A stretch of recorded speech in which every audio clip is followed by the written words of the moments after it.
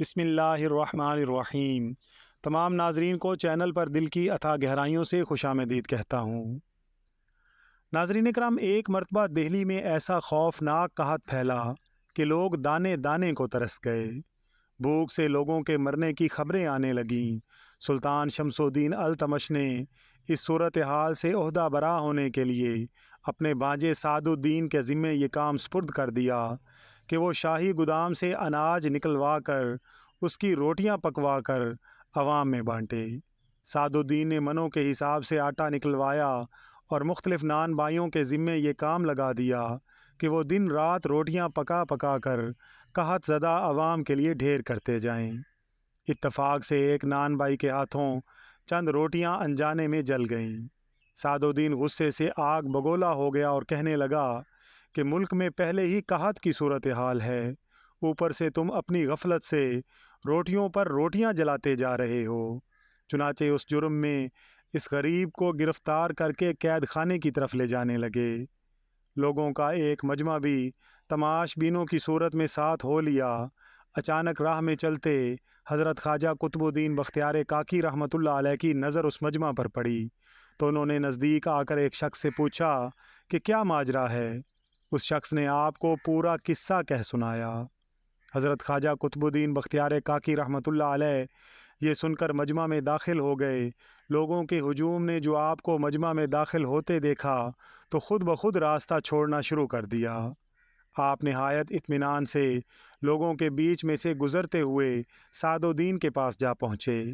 آپ نے سعد الدین سے فرمایا کہ کیوں اس غریب کو ناحق پریشان کرتا ہے؟ روٹیاں ہی جلی ہیں نا؟ اگر تجھے وہی جلی روٹیاں صحیح حالت میں مل جائیں تو کیا تو اس شخص کو چھوڑ دے گا؟ سعد الدین یہ سن کر ہنس پڑا اور بولا، حضرت، بزرگ ہونے کے ناطے میں آپ کی عزت کرتا ہوں، مگر بات ایسی کریں جسے عقل تسلیم کرے۔ بھلا یہ جلی جھلسی روٹیاں کس طرح دوبارہ ٹھیک ہو سکتی ہیں؟ بھلا مردہ بھی کبھی زندہ حالت میں واپس آیا ہے؟ حضرت خواجہ قطب الدین بختیار کاکی رحمۃ اللہ علیہ نے یہ بات سنی تو صحیح، مگر جواب دینا گوارا نہ کیا۔ انہوں نے نان بھائی کی طرف مڑ کر دیکھا اور پوچھا کہ تیرا تنور کدھر ہے؟ جلی ہوئی روٹیاں لے کر میرے ساتھ وہاں چل۔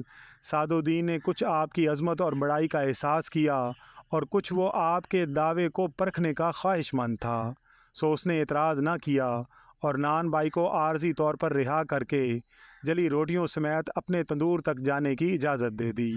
تنور پر پہنچ کر حضرت خواجہ قطب الدین بختیار کاکی رحمۃ اللہ علیہ نے نان بھائی کے ہاتھوں سے جلی ہوئی روٹیاں لیں۔ سعد الدین اور لوگوں کا مجمع حیرت سے آپ کو دیکھ رہا تھا کہ آخر آپ ان جلی ہوئی روٹیوں کے ساتھ کیا کرنے والے ہیں جو یہ اپنی درست حالت میں آ جائیں گی۔ حضرت قطب پاک رحمۃ اللہ علیہ سب سے بے نیاز روٹیاں اٹھا کر آگے بڑھے اور دوسرے لمحے روٹیاں دہکتے ہوئے تندور میں ڈال دیں۔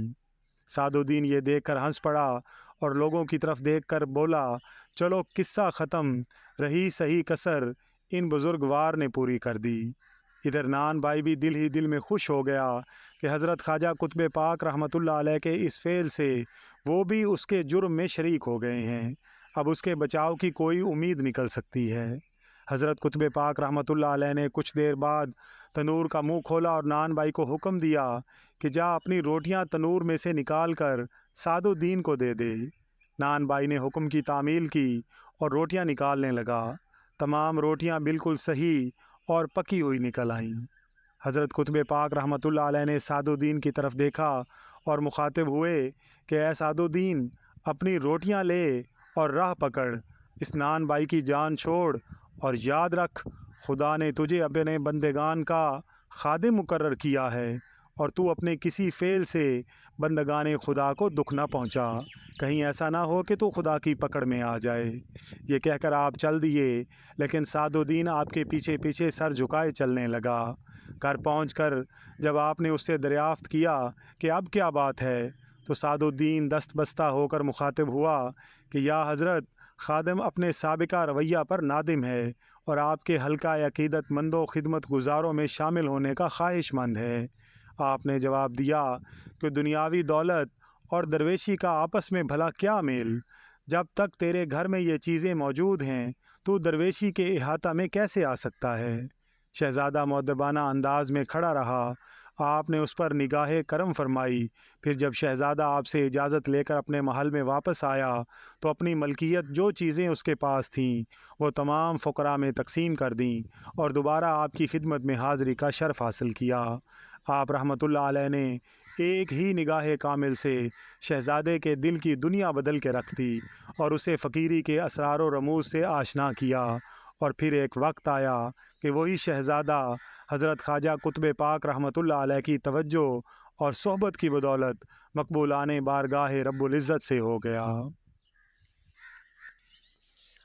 سبحان اللہ، نہ پوچھ ان خرقہ پوشوں کی، ارادت ہو تو دیکھ ان کو، یدے بیضا لیے پھرتے ہیں اپنی آستینوں میں۔ ناظرین اکرام، ویڈیو پسند آئی ہو تو ویڈیو کو لائک اور شیئر ضرور کیجیے گا، اور اگر آپ چینل پر نئے ہیں تو چینل کو سبسکرائب کر کے بیل آئیکن کو پریس کر دیجیے گا تاکہ ہر نئے آنے والی ویڈیو کا نوٹیفیکیشن آپ کو بر وقت مل سکے۔ اللہ تعالیٰ سے دعا ہے کہ اللہ تعالیٰ ہم سب کا حامی و ناصر ہو، آمین یا رب العالمین۔